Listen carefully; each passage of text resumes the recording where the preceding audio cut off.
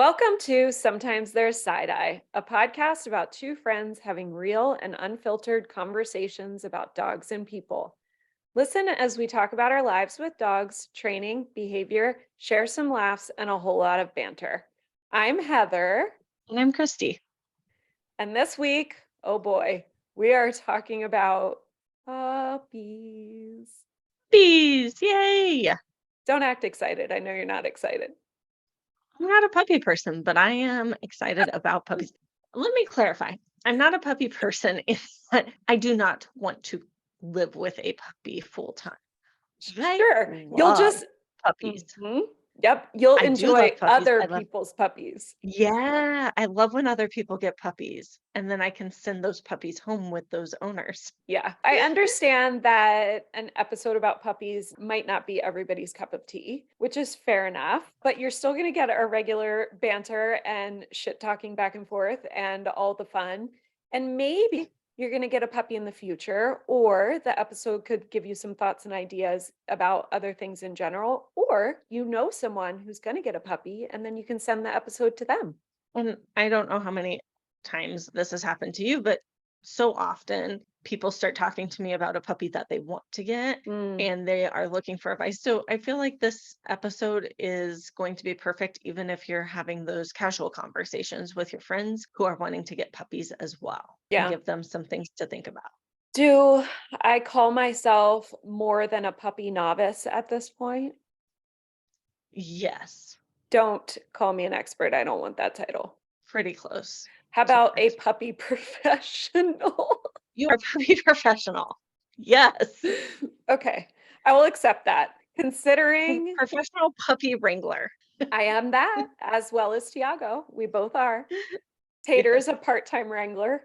If you've listened to an episode before, you know that I own a small business called Puppy K All Day, and that is literally raising people's puppies for them, training them, socializing them. So, I will call myself a puppy professional. I was just gonna say, to define raising, it's short term, and at the end of every day, mostly those puppies go home. Yeah. So and it's for a few weeks. Yes. So it's not a board and train. We call it a day train. So the puppies come to me while their family's working or doing whatever they have to do. They spend about 8 to 9 hours with me and then they go home at night so they can bond with their family and they get training videos and blah, blah, blah. So yeah, it's not a traditional board and train. I prefer that a puppy keeps bonding with their family and the family can be a part of the experience versus a puppy just coming to me for 2 straight weeks or 4 straight weeks. So, yeah, it's a little bit different. I Yeah. just wanted to clarify that. Yeah. Thanks so much, Christy. Yes, I'm not gonna get a puppy, but if I ever was, I would be sending it to Heather's during the day and then getting that nice tired puppy at the end of the day. Yeah, I mean, there are definitely benefits to it. And I am clearly interested in raising puppies and all the science behind it and all of that stuff. Mhm. So, what inspired this episode in particular? I made a little infographic on going to visit a potential puppy. That was inspired by a conversation that I had with a potential client over the phone. Of course, I shared my conversation with Christy, but the conversation was super interesting because the person was going to look at a puppy and they had been following this breeder for at least a year on Instagram. They were super excited about this particular breeder and they had honed in on this being the type of dog that they wanted to get. So she had initially told me that they were going to wait until the end of the year. And then she told me that there was a puppy that was available for the current litter and that they had decided they were going to go and see it. So, right off the bat, that was a little bit of a red flag to me. It just in the way of, oh, the opportunity's there, even though we had a plan, all of the sudden there's this opportunity and we feel like maybe this is the time. So Yeah. I just kind of was like, oh, you really had a solid plan. So much of a plan that you reached out to me 6 months before you ever got your puppy. Which is amazing.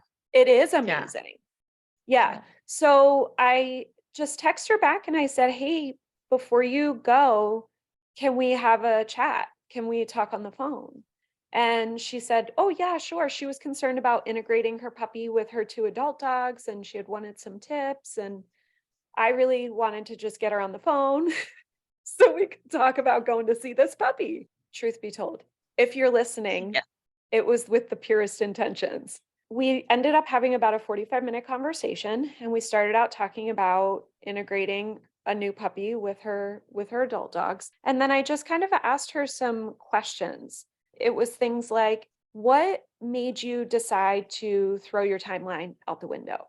You Okay. said it nicer than that. No, totally. This was very professional conversation. This is me breaking it Yeah. down here. And she had shared with me, and I so appreciate her honesty. She had shared with me that this little boy was left behind and didn't have a home, and the Mhm. breeder was lowering his price. That made him very attractive. Yeah. I said, "Okay, I can totally understand that. Do you feel like really have a connection with this little guy? Or are those really the driving factors right now?" And she said, um, no, I just am really interested because I think we could make it work right now.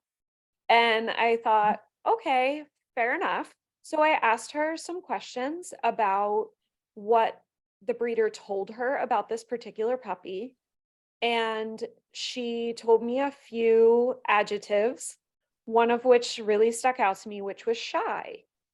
The word shy can mean a million things, right? But when you're talking about a puppy and then your home has grandchildren and adult dogs and is a very active home, I feel concerned if the breeder who knows the puppy best or should is openly describing the puppy as shy.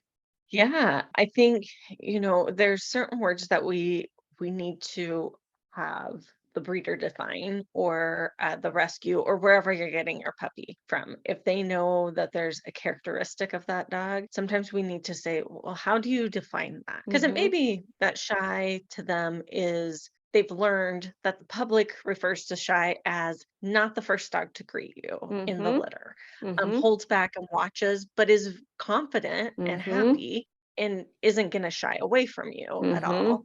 So they may have changed their lingo a little bit Mhm. to fit what the public perception is. Or it may be that shy is you reach down to pet a puppy and the puppy is terrified and pees itself. Like Yes. that's a huge range that Yes. could incorporate shy. So that's where we need some definitions from Mhm. whoever has that puppy. I gave her some little tips to kind of test the parameters of what shy actually means when she goes to meet this little guy. I told her about Christy's favorite word, which is resilience. I explained to her what that meant in terms of a puppy. So basically, when we say a puppy is resilient, even if a puppy is nervous about something or unsure or gets startled, their response to come back and be curious about that thing really means that that puppy has resilience. And yes, it is something that we can grow and we can cultivate, but they have to have a natural amount of resilience. And puppies at the age of this puppy should be ready to just be so curious about the world. So it really, the word just kind of made me stop and pause. And I asked her, does that word mean anything to you or make you have any certain feelings? And she did say, that that word had made her kind of pause. And I was like, okay. So she had a little gut reaction to that word specifically. We went on to talk. I asked her, why did you select this certain mix? She told me that her husband really likes the color and the way they look. And I Mhm. was like, okay, fine. And Just as a side note, people are allowed to choose a dog because they find that dog attractive. Like, let's yes, just get that out of the way because, like, I'm not going to name any breeds because I'm not alienating anyone, but there's some breeds that I just think, wow, that is not an attractive dog. yep, I don't want yep, to live with that. So, yes, that should not be your only attraction to a yep. dog, but It's you there. should you should be able to look at your dog and not think it's ugly. Yes, I agree, which is why I didn't really say anything. I was like, "Okay, well, if the personality and the traits and everything else match up that and you want this particular color, absolutely go for it." For me, color is generally the last thing that I care about because I have very, very high expectations for other things. So it's a real balancing act in what's important to you. But I did just want to mention that was why they were one of the reasons that they were very interested in this particular mix. I talked to her a fair amount about what their lifestyle looks like. And it wasn't really me saying, well, you have grandkids, you should consider that. Oh, you have this, you should consider that. It was more like, can you tell me what your day to day looks like? Can you tell me what your Mhm. weekends look like? And she was describing this life. Her grown children live next door with their granddaughter. So the granddaughter's there all the Fun. time. Yeah. Yeah. I forget if it was son, but anyway, the other grown married couple live across the street. The whole family lives Oh, right here. yeah. Yes. And so she's describing this to me. She's telling me the personalities of her other dogs, and she's talking to me about what their life looks like. And throughout her answering my questions, it was like she started to realize that maybe a Mhm. shy puppy was not necessarily the way to go. Having said that, like Christy mentioned, what does shy mean? I gave her some parameters to go on when she went to see the puppy. I asked her if she went to see the puppy, did she think that she could sit back and really assess how the puppy was behaving Mhm. and not look at it emotionally? Because let's face it, puppies are cute, they're They adorable. are. Okay. Mhm. And if you're interested, which I hope you are, in the type of puppy you're going to see, Yeah. you don't need the emotional part, it's already there. You're invested. Yeah. And what do you hear people say all the time? I went to go see this litter, or I went to go see this puppy, or I went to this rescue to look at this puppy just to look. How many of those Just a little. people actually walk away without the puppy? It doesn't Right. happen. So Right. we know all puppies are adorable. It's happening. Okay. I really asked her to take a moment and sit back and observe the puppy and ask key questions of the breeder. Well, what is the puppy like around your children? What is the Mhm. mom like? What is the Mhm. dad like? Do you know about them? What is this puppy's interaction when you pick it up and handle it, when you do its nails? Different real life scenarios to kind of gain more information about who the puppy is in personality. Yeah. This woman is not looking for a project. She's looking for a family pet. Mhm. We want the puppy to feel comfortable or at least show some comfortability in scenarios where we know it's going to be have to deal with in its life. One of the traps that everyone always falls into is, oh, you go and I've fallen into this trap. You go, you look at the puppies, and the one that sits in your lap is the one. Mhm. Yeah, Yeah. it happened to me. Why wouldn't it be? Duh. I mean, clearly this puppy loves me. It came and sat with Clearly. me. Yeah. Yes. I fell for Link because he came and rolled over on my shoe. That's adorable. It is adorable. We all know what that story looked like. I mean, I do get it, but I think we just have to like try to take a little bit more of a realistic look at things when we're going to see it. Yeah. I also advised her before she went, before everyone listen to me, before you go, make a list of Yes. questions that you want to ask. Make sure the Yes, questions. before. Yes, because in the moment, you have no questions. Everything is flowers and rainbows and unicorns because puppies are cute and And they're they're in your very lap. distracting. And they're distracting from logic. Like they take all your logic and they just kick it right out the window.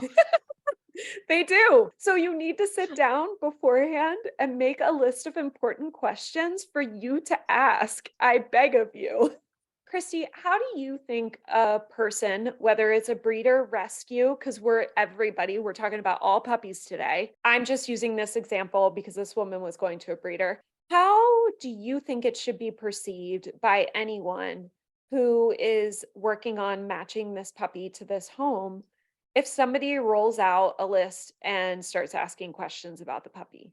it should be perceived as that person is invested in the long term and they want to make sure that the dog is getting the right fit for a Mhm. family and the family's getting a right fit for a dog. Yeah. So that's how it should be perceived. I know sometimes that is not the case, but that's absolutely, there should be no problems asking questions, whether you're at a rescue, whether you're at a breeder, whether there's a line of 50 people behind you to get the same puppy. Mhm. Questions should always be encouraged. Mhm. Yeah, I totally agree. And I understand that, like Christy said, there can absolutely be pressure, but the mantra that I need for you to have in your mind when feeling that pressure is, I'm going to have this puppy for the rest of its life, and it is Mhm. going to be a member of my family. So if you can kind of keep that in the back of your mind when you're going and they sit in your lap and they lick you and they kiss you and they just adorable. It might help ground you a little bit to make a sound decision.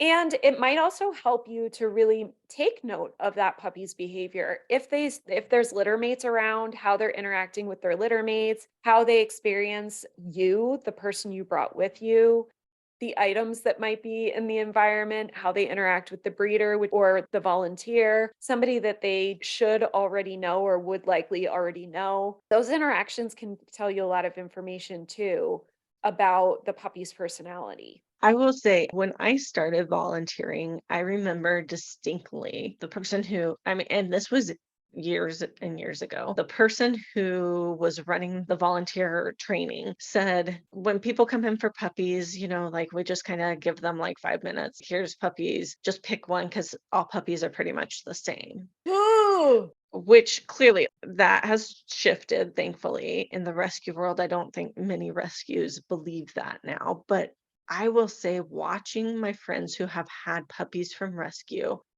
there were puppies that I was like, that puppy in that litter, I don't want like that. Yeah. That it needs to go to somebody who can experience is experienced with these different things, and this puppy seems so great and laid back. So you could really tell their personalities even at a really young age, Mhm. just interacting with each other. And a lot of those personality traits came to fruition, but learn to watch that in litters too. Observe. Observe. Observe. Yeah. Yeah. I think the other really, really key thing is, if at all possible, take a person with you who is not invested in the puppy in the same way as you are. Obviously, if you're a married couple, you're going and it's a husband and wife deal. If you're a family, you're probably going with your kids and you are going to be impacted by how your kids interact with a puppy and how emotional and attached they get to a certain puppy. So, my advice is always going to be, take somebody like Christy along with you and let them have an outsider perspective. I, at this point, have gone with several friends to go and meet puppies and given my honest opinion on what I thought in the scenario. And the last person I went with told me recently that I will be going with her to pick every puppy that she gets from now on because I am straightforward and honest, which is why Christy's my person to go with me because I know that she will be straightforward and honest. But you I need mean, after that. I get my like out. Yes, but you need that level-headed perspective. Ideally, it's someone who understands a little bit about dog behavior, but even if it isn't, if you just can have somebody who has that level-headed perspective that is willing to say to you when you're really, really, really want the little puppy named Rover, and Rover seems scared to death, and you have 3 kids at home, that is willing to say to you, I'm not really sure if Rover is the right choice for Rover or for your family, and these are the reasons why, and this is what I saw. Yeah, I think that's important because I know we're talking about you need to be logical in going into getting a puppy, but also we're not saying that you shouldn't be Oh, emotional or overcome with emotion or overcome with joy. And those are all like very natural feelings in this mhm. process as well. I am all about embracing those feelings and just living in that moment with those. But then that's why you want someone who isn't getting a puppy or who isn't who can Emotionally can be charged. logical. Yeah. Yeah, yeah, so that you are allowed to have all those emotions, but then there's somebody logically saying, "Okay, let's direct your emotions in this way. Let me ask you some real questions. Do Yeah. you think the puppy that is resource guarding at 6 weeks old and attacking its litter mates is the right fit?" Like, Yeah.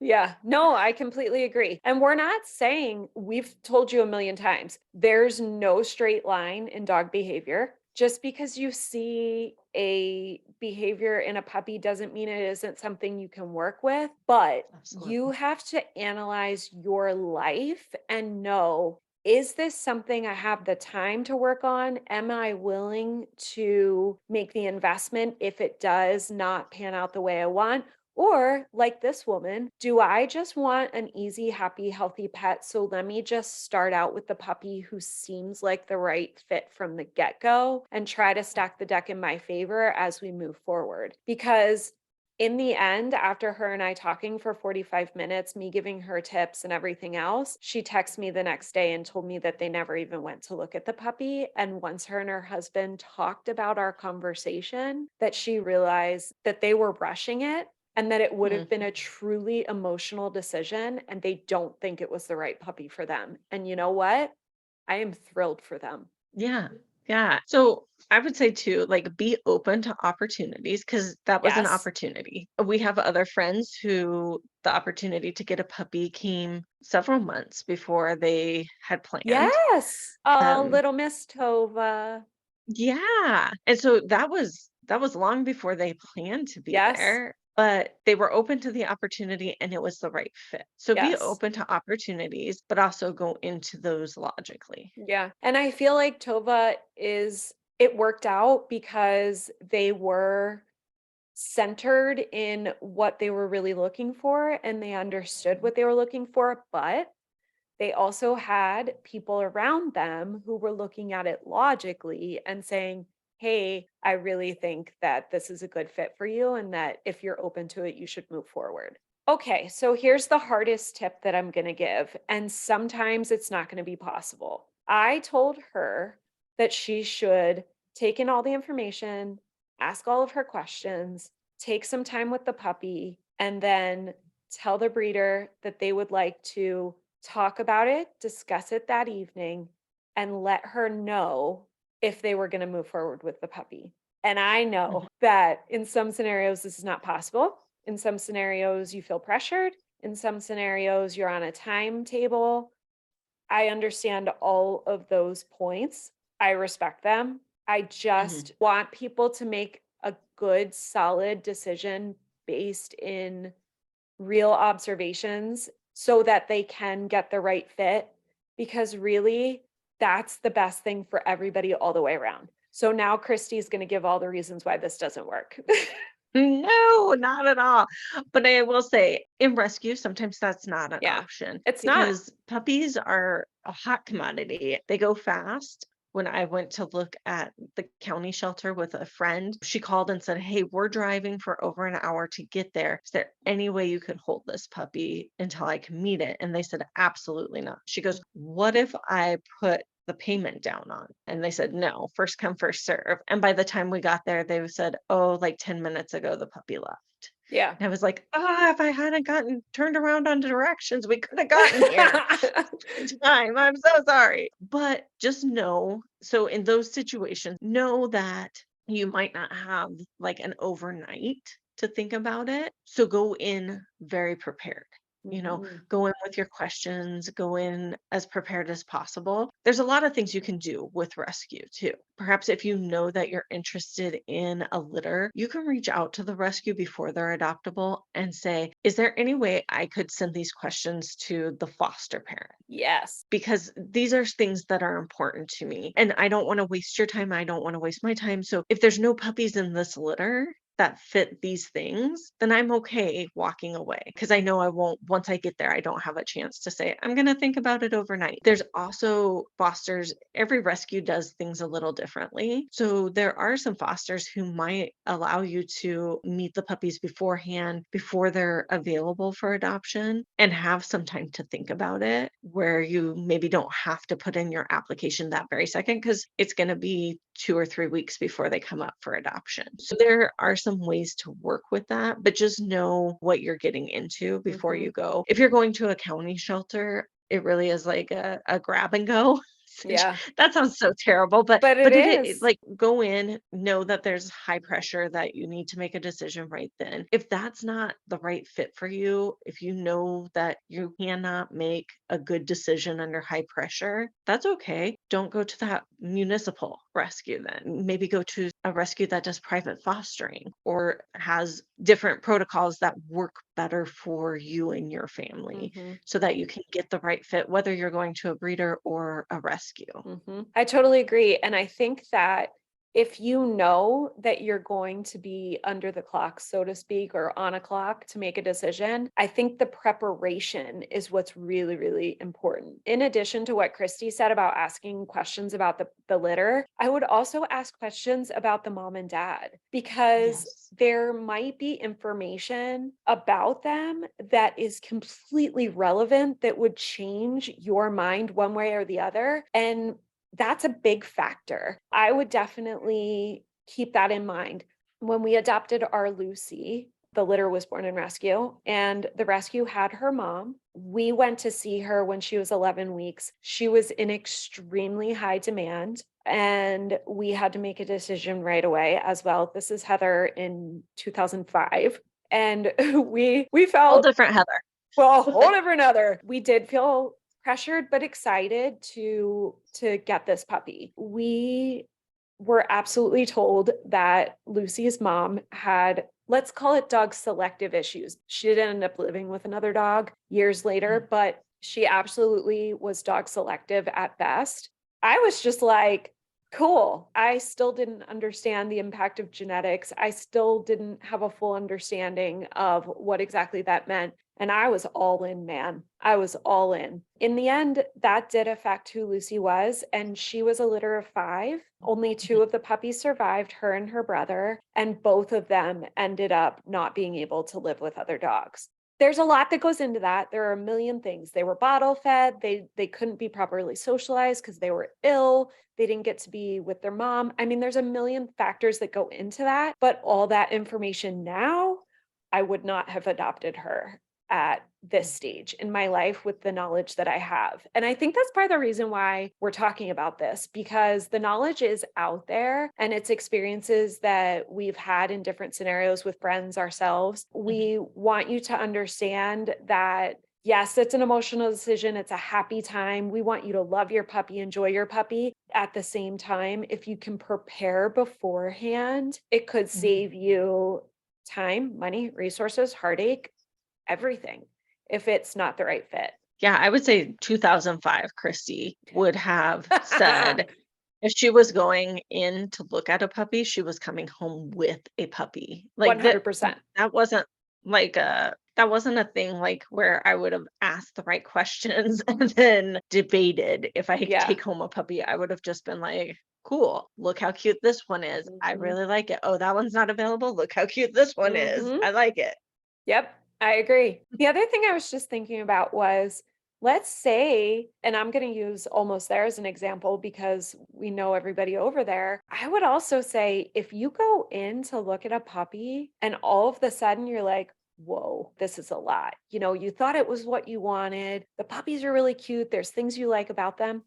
Take a look at the mom. The mom is Mhm. adoptable. If you're going to rescue and you're interested or the mix seems good or any of that, maybe you need to take a step back and consider, hey, this mom is great. Maybe this is the path I need to go instead. Yeah, and I will also say one piece of advice that I gave a friend recently who was looking at rescue. She was like, "Well, I really feel like I made an appointment to meet one dog, but now this other dog might go up for adoption and that I had met and I wasn't sure about her, but now I don't know which one." And I remember telling her, obviously go with what you can see long term, Mhm. but also there's gonna be other dogs. Like there's not a shortage of, at least in Arizona. I know Seattle, there is a shortage of dogs, but for the most part in the United States, there's not going to be a situation where you pass on a puppy and then you never get another Mhm. chance to get a puppy. Yep. Like that's just know that you haven't lost your one true love. There's other options. There's other fish in the sea, Mhm. so to speak. There's always available dogs and puppies. So just afford yourself that opportunity to get the right fit. Yeah, because like Christy said, there's going to be more availability, and it is more important that you find a dog that's the right fit for you than just a fit. And it's not your obligation to save that puppy. It's not your Yeah. obligation to purchase that puppy. You should never feel obligated. It's a decision that you're making that is a long term, life altering decision. I totally agree. I don't want anyone to feel pressured to do that ever, no Mhm. matter the scenario. Yeah. Yeah. And I know, like, I had some friends who went to look at Rottweiler puppies, actually. Oh boy. And they got there and it was a junkyard. And the mom was a junkyard dog who had been bred with another Rottweiler. And it was the last puppy left, malnourished, in terrible conditions. And I remember even at that point, I thought, ooh, I don't know if that's a great idea. But they said we just couldn't leave her there. So we paid Mm, breeder the $100 or whatever it was, and they brought this puppy home because they had this emotional savior complex, mhm. and not in a bad way, but they wanted to save this puppy. Like, Yeah. and it feels, let me tell you guys, nobody, we like to save things because it feels good Yes. to save things. It feels There is an good. emotional connection. Yes. And then social media really trumps that up. Like, oh, if you save a dog, look how grateful they are. Well, sometimes they're still just an ass. Like, Yeah. sometimes they're still just who they are. Mhm. And that's okay. I don't want people to go into getting a puppy or getting a dog thinking, well, if I save this dog, they inherently know, and all dogs inherently know, and then they are thankful to me the rest of their lives. Like, That's not a thing. that's not a thing, and sure enough, this Rottweiler was very sketchy. I liked her personally. They let me be introduced to her without a lot of warning, and so I just came in and was not scared of her because I love Rottweilers and was like, "Oh, hey," and said hi to all the dogs, and the owner's like, "Oh, wow, she didn't growl at you or show her teeth," and I was like, "Oh, okay, okay," and they're like, "You're one of the only people that she hasn't been Well, you kind also of." know how to approach a dog. Well, this was years ago, so Oh, I really didn't. Like, I just went in for it.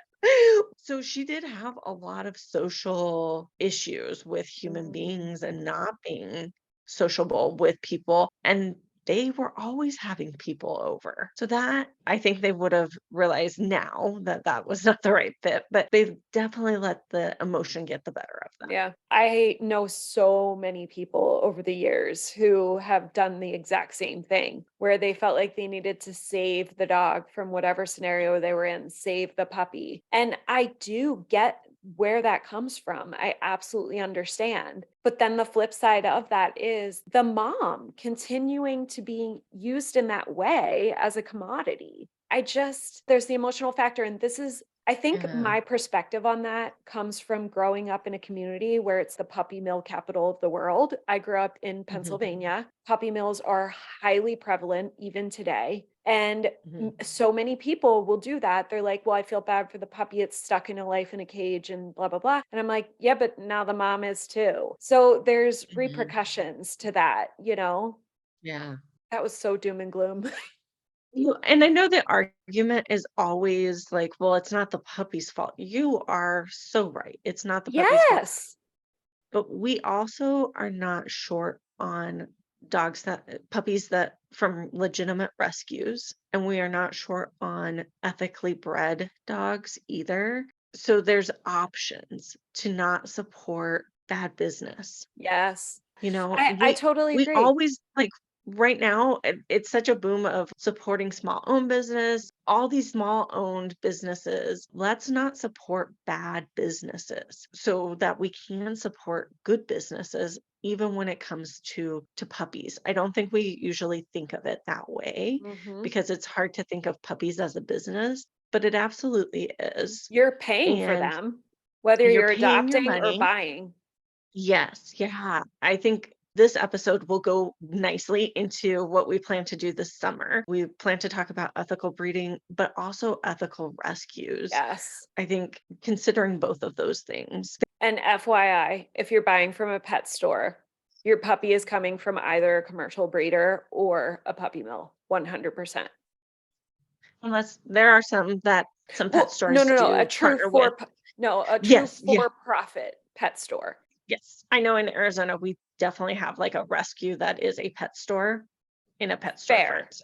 I think the other interesting point that goes along with that is even in the best of scenario, when breeders and rescues do everything they can to support the Mhm, mom, to plant, well, rescue's not planning, but to support the mom, support the litter, enrichment activities, and mhm, different stimulation activities based on developmental periods in the puppy's lives, and so all of the things that are correct, even mhm, when they're going through the motions to do everything with the best of intentions, shit goes wrong. So, if mhm. in those Yeah, scenarios with ethical rescues and ethical breeders, they do everything right to stack the deck in their favor and shit still goes wrong, we do not want to support people who are not doing anything and then just pumping out puppies because mhm, the chances of something going wrong there are much, much higher.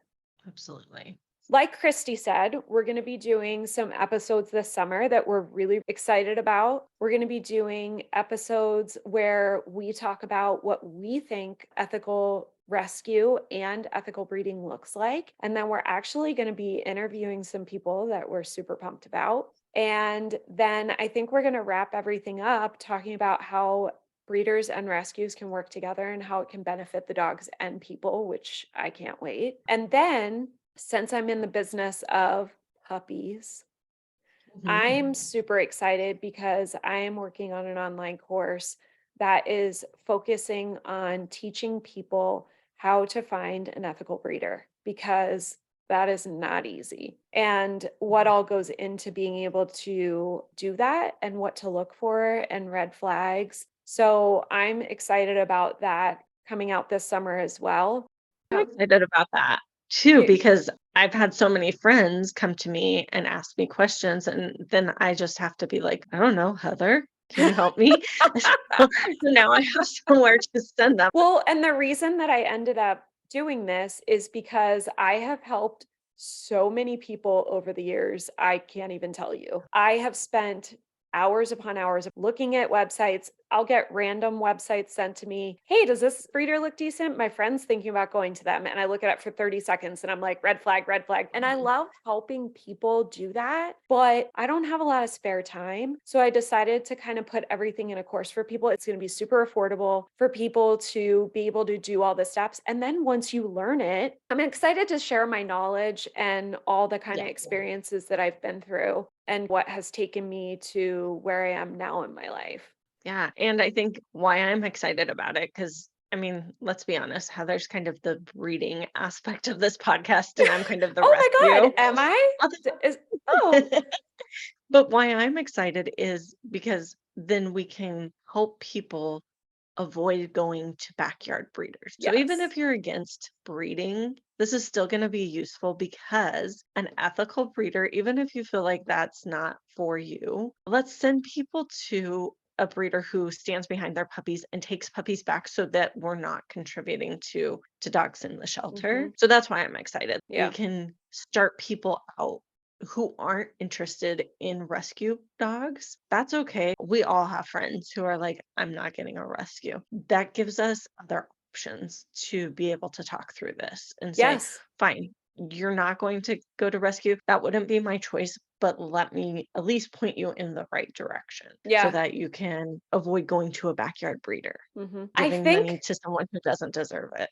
when we get into this summer, we're going to give you examples so it can give you talking points going forward as we give sort of our breakdown of what is ethical versus not for us in Mhm. rescue and in breeding, and then interview actual people who are from ethical rescue, and then also interviewing an ethical breeder. I think by the end of the summer, we're going to change some people's minds. I really hope you guys will stick with us through this journey because I think there's a lot of knowledge on both sides to be gained. I think people who are breeder only are going to learn some really valuable things about rescue. And I think people who are rescue only are going to gain some insight about ethical breeding too. Just try and go into it with an open mind. And if you come out the other side and you're like, nope, I still feel the way I feel, cool. But we appreciate you That's going on the great. journey and have a mind open enough to even listen. Yeah, to have a Yeah. dialogue about it. Yeah, Yeah. for sure. Because that's what we're all about. Yeah. So to wrap this up, we've gone over a lot of different scenarios and things to consider when getting a puppy. So kind of a quick rundown. Ask questions. Take time to think about the puppy that's the right fit for you. Bring someone who is not as emotionally invested and can give you logical advice. What else, Heather? Have a plan before you go. So go find the puppy of your dreams if that's what you want. Or in Christy's case, don't. Don't. Yeah. All right. If you've stuck with us this long through this podcast and you've enjoyed what you've heard, please be sure to subscribe, share, and rate us on the podcast platform of your choosing. And Yes. then also be sure to check us out on Instagram at Sometimes There's Side Eye and interact with us. Yes. All right. So we'll be back in 2 weeks. Until next time. Bye, everybody. Bye.